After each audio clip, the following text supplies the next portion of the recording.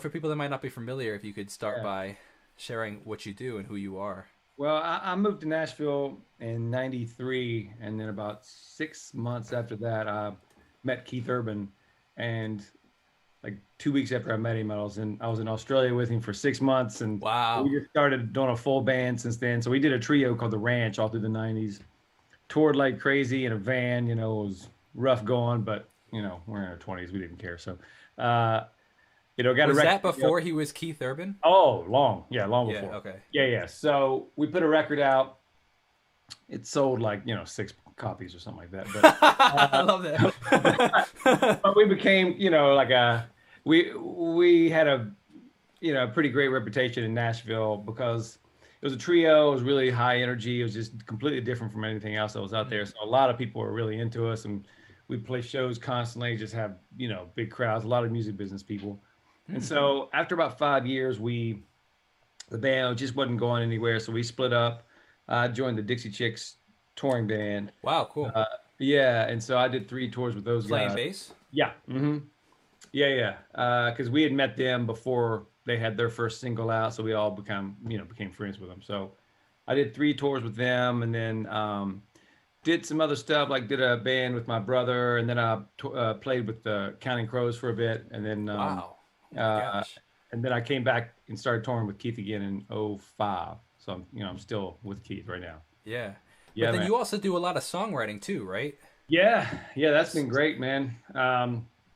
Uh, Basically, probably around, I think around '05, '06, someone named Leanne Phelan had just called me out of nowhere and asked me if I'd ever consider, getting into writing country, and because I really didn't grow up listening to too much of it because I'm from a little town in West Virginia, which is a real country little town, but I grew up obsessed with Prince and Stevie Mm. Wonder. Okay. I mean, you can see I have, I've got this Yeah. picture of my wall back there, but uh, and so I'd been around country for a while because of Keith, and I learned a ton about it from him because he's a jukebox, walking jukebox of country music. Man. Mm. The guy knows every song ever written.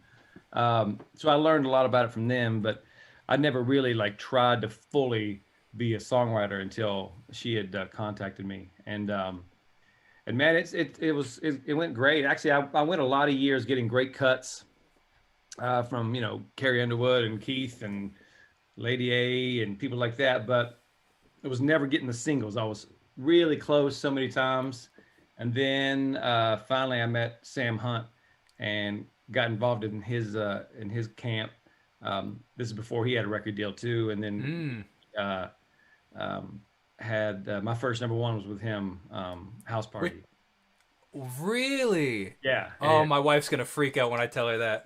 yeah. Oh my gosh, that's crazy. Yeah. That's I didn't realize that. Because I was like doing research on. Actually, it's funny, man. Like I did a decent amount of research before we talked, and like there was a lot of stuff that I didn't see, like the Counting Crows or even Dixie Yeah, Chicks and right. stuff. Like, but Yeah. like, and when I did see the Sam Hunt thing, I saw the most recent, which is it's Kinfolks. Kinsman Kinfolk. Yeah, okay, Kinfolks. Yeah, we had a yeah, number yeah, one last year on that. yeah. So I was like, Great. oh, I didn't realize that it dated all the way back to that. And Yeah, then so my first song I ever wrote with him was called "Raised on It," which was yeah, on yeah, that of same course, record too. That yeah, was yeah, kind yeah, of his first kind of single before he yeah, had a yeah. deal, so they just kind of put it out on. Oh man, that's my wife's gonna freak out, man. That's wild. Right.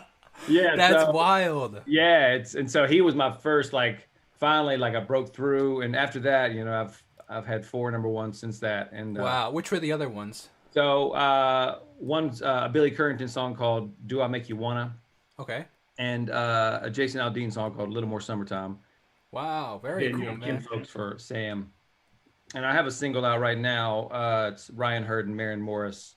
It's called "Chasing After You." It's on the radio right now.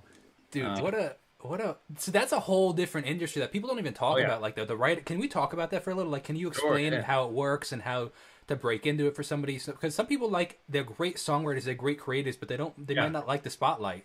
And I'm not saying you don't, but like I'm just saying that is another alternative that people don't even yeah. think about. You know what I I mean? like it all, man. Yeah, You know, I'm with great. you. That's the All right, I'll be in the spotlight. I'm with you yeah. there. That's the great thing about touring with Keith is uh, his band is always like right beside him on stage, and so it's much more than just a singer band in the That's back. cool. So we That's get to cool. share that spotlight with him, and so I get to get that side of me out.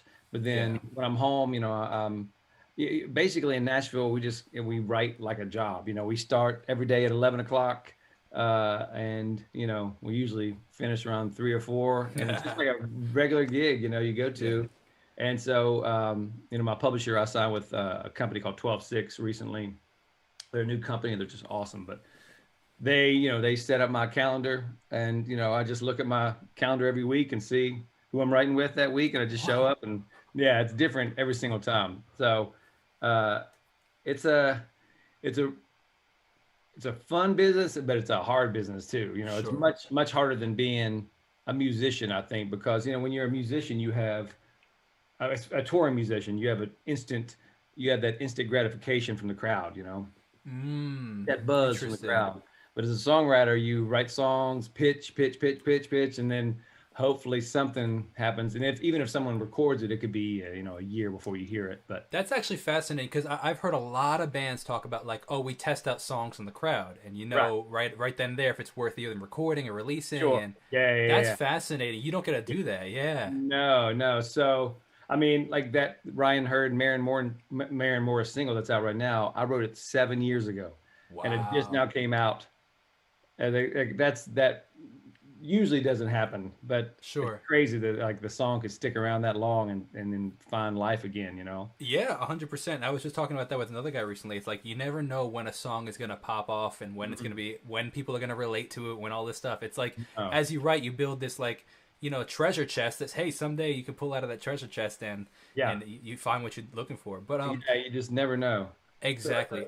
it's a cool industry. I mean, I really like it. It's this year because we've been off tour, I've done it every day. 5 days a week and doing my Yeah. other job, and I'm producing also. But uh, Cool. yeah, but it's going well though. It's a great business if you can just stick with it because it usually takes a long time. It's That almost is like so the important. industry here, just like after so many years, just said, screw it, just let him have one. I So, if you can just put in the time, then you can. It's you. agree with that. I'm so curious to know how many musicians didn't make it because they just didn't have, they weren't able to, whatever circumstance, whether it be they gave up or whether, like some people that were privileged enough, like myself, and I assume you too, we had the privilege of being able to stick it out. Some people, Oh based yeah, on circumstances, can't. They just can't sure. financially stick it out, and I completely agree with that. How do you with that songwriting?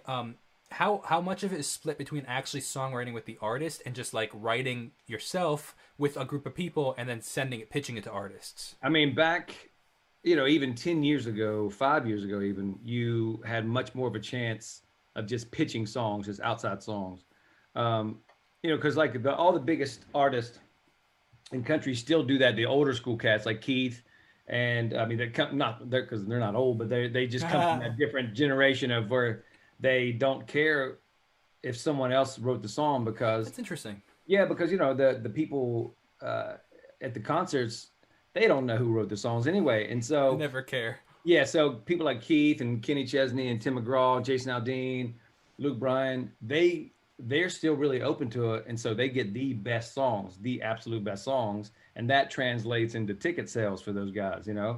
Uh, but the newer generation of artists, and I'm not sure if it's because of the deals everyone's signing, more of those kind of 360 deals where the labels are kind of Yeah. encompassing Yeah. getting publishing and touring.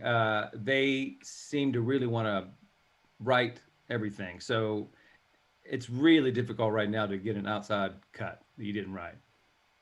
Do you prefer working with artists though, or do you prefer the outside cuts? I mean, it's to be honest, it's different all the time because there's someone like Sam Hunt is a true songwriter. Like the Yeah. guy is Yeah. freakishly good, man. Yeah. You could tell in his songs. It's Oh unbelievable. God. And he takes so much time too. That's another thing Oh, that's really?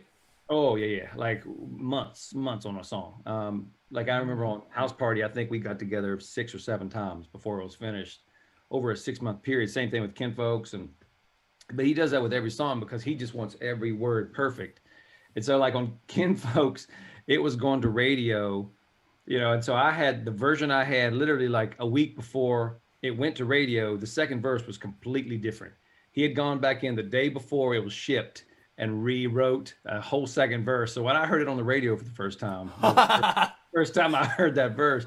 So guys like that are different. You know, they just have they're true songwriters. But you know, there's Sure. some artists that just aren't that. They're So just he's great one that singers. you actually go and sit with and write with. Oh, yeah, absolutely. I just went to Florida with him in March, where we he rented out a house, and I went there with his producer Zach Crow, and so every time with him, you start about 7 or 8 songs a day, uh, and you do it quick. Wow. You know, I'll come up with a riff. You know, Zach will start doing something with the beats, and then Sam will just riff quickly, and then get an idea, get a chorus, then he goes, "All right, next," and then we'll go to another song. Just it's like that all day, every day you write with him. Do you Absolutely. write with Keith often? No. Well, I haven't even seen him this year. I've only seen him twice this whole year because he's been in Australia. But it's Does weird. he Like, live? He lives there. no, he lives here, but he went there because his wife was shooting a movie, and then COVID didn't exist there basically. Yeah, yeah, So yeah. they stamped it out so early. So they've lived life down there like it doesn't even exist, no mask, anything, all this time. And so he's been down there the whole time. Actually, he's back in Nashville now, uh, and hopefully we'll start playing some shows soon. But no, it's weird. Like he's cut some stuff I've written, and I've written with him. Um, and there's a song that he's got that he wants to put on his next record that I wrote, but I didn't write it with him because we actually do kind of the same thing. We're more melody and riff guys, and Mm. so Hmm. you know we need that great country lyricist in the room, you know, Sure, sure. because we can both write lyrics, but that's not like our main thing. Our main thing is the groove and the melodies and everything, you know. And so Yeah. when we get together and write, it's basically we're just writing, you know,